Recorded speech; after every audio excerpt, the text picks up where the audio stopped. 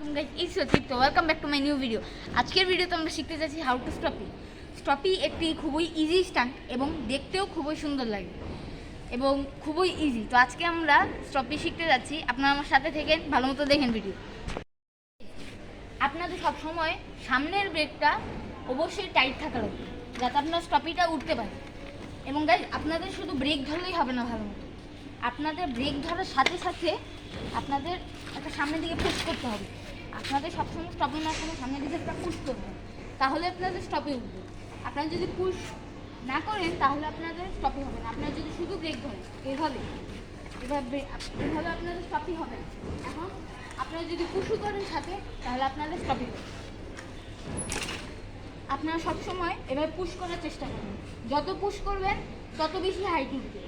So guys, এখন আমি আপনাদের স্টপি মেরে দেখাবো স্পিডে, আপনারা ভালো মতো দেখেন।